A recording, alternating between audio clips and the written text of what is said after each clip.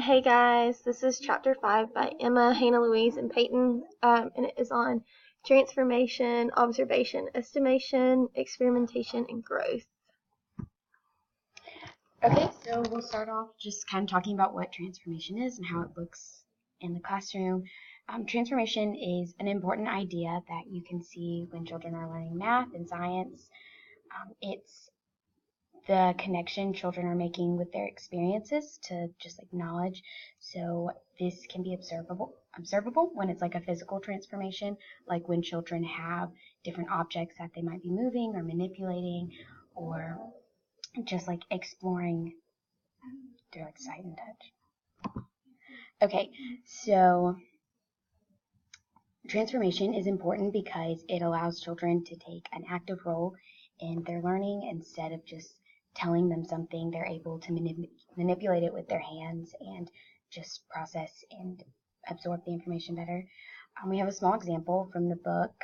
It's about a 4-year-old boy named Carson, and he's playing with these strips of paper that are tacked together with these little tabs, and he has a couple of them. Some are triangles and then a few are squares, and he's able to manipulate them to form different shapes. And by doing this, he's able to learn about just their different properties, like how some are smaller, how some are bigger, some are skinnier, and some are fatter. And after doing that, he's able to go back and look at drawings of shapes and notice those same similarities or differences that they have. So just like this is just an example of how using a transformation like he did with his little transforming paper thingies, and he's able to take that knowledge and build on it and look at the differences and similarities when it comes to shapes or to other objects that he might be just learning about.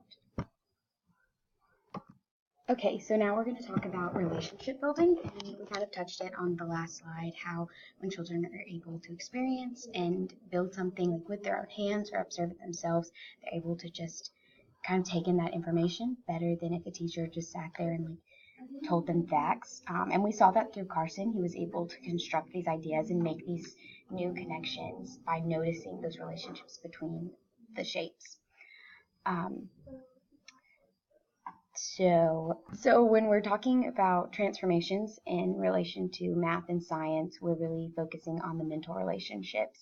And as something changes from one thing to another, just like Carson's ideas involving transformation, his ideas transformed, I guess, through his own thinking. And so we want children to be able to think about how things are different or the same. And in order to do this, we're trying to get them to think about composition, which is what elements are made of, but also decomposition, what pieces would result when they're taking something apart, which is just kind of a simple idea, but can be really complex in terms of like transformation and math. Okay, so when talking about transformation, we also kind of have to talk about equivalence.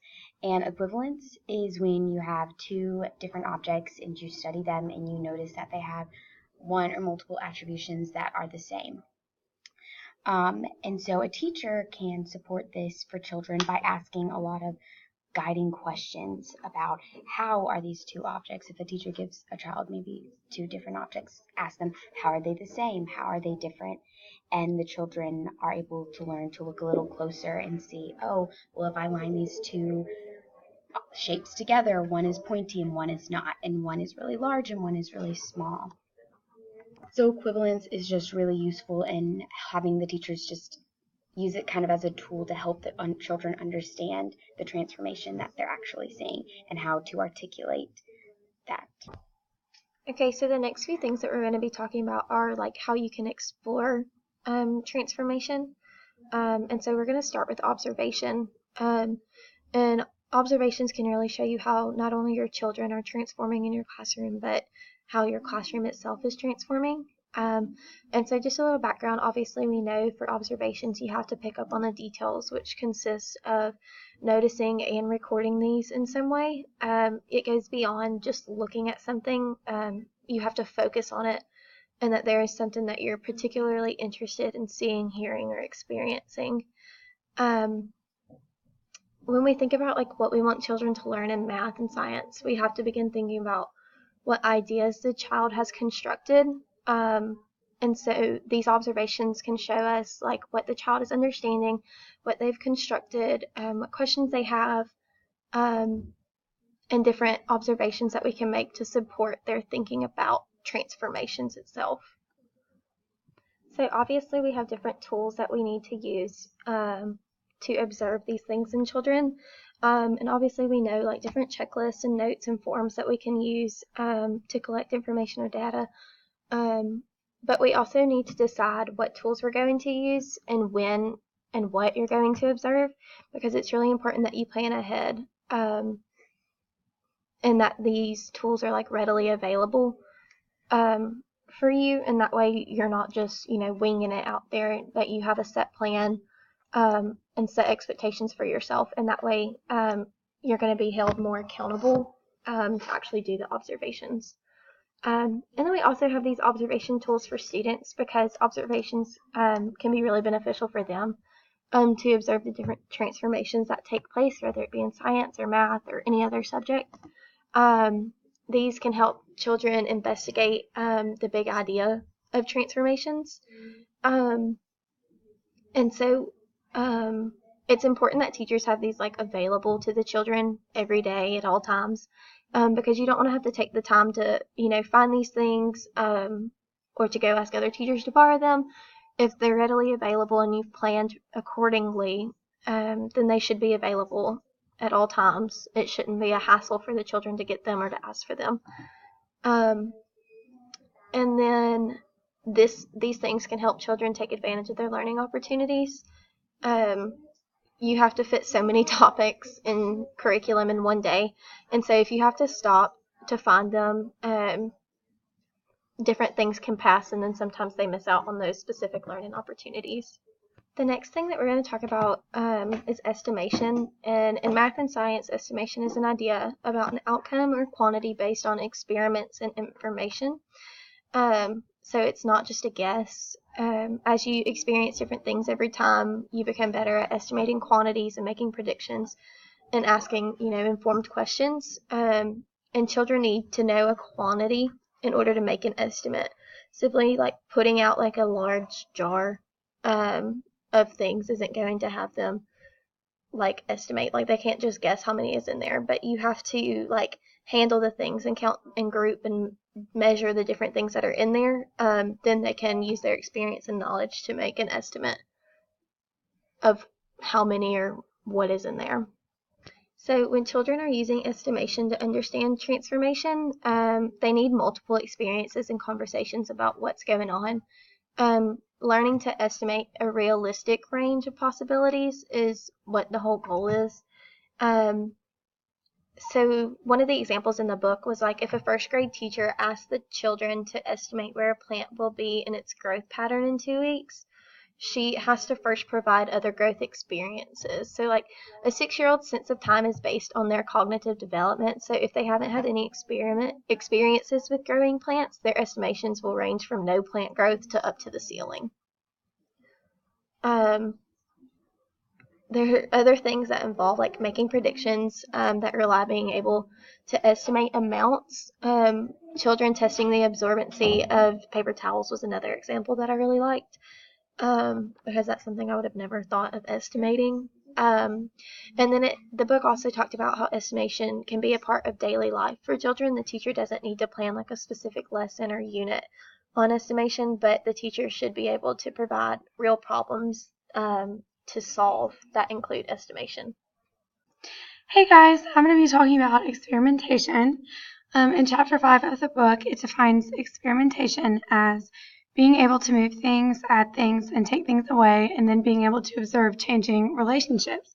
So basically this definition is in the context of transforming and how an object or a group of objects can be altered to look differently. A good example of experimentation would be a child asking a question. In the book, the question was, how can I make this move? And after asking the question, they'll follow by following through with their own ideas and seeing which ideas worked, didn't work, and so on.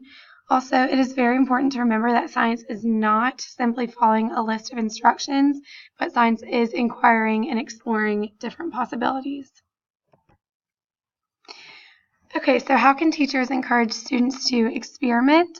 The text talked about how they can create a supportive environment in the classroom by asking questions that spark interest in discovering a topic further. So as teachers, teachers know the topics that their children are interested in, and they should be able to know what would spark interest and, what questions would further that interest. Next, I'm going to talk about growth. It talked in the text about how growth is one of the most underrated forms of observation and how teachers really should pay more attention to observing growth and growth patterns.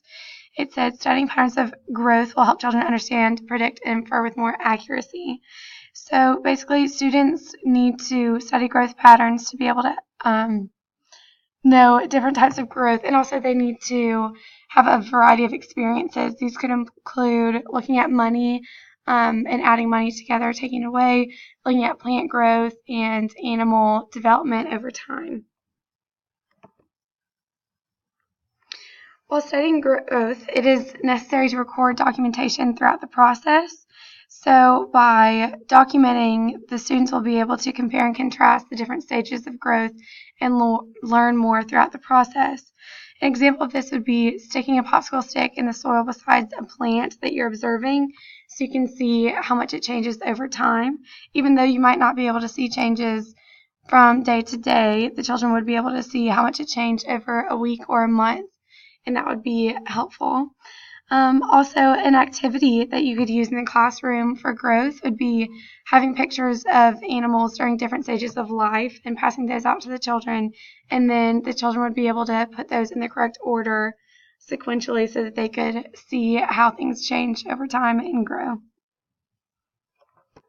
Here's a list of 4 activities that y'all can do over the week to learn more about experimentation, equivalence, observing, and things that we covered previously. So take a look at these and hopefully you'll be able to do them and tell us what you think.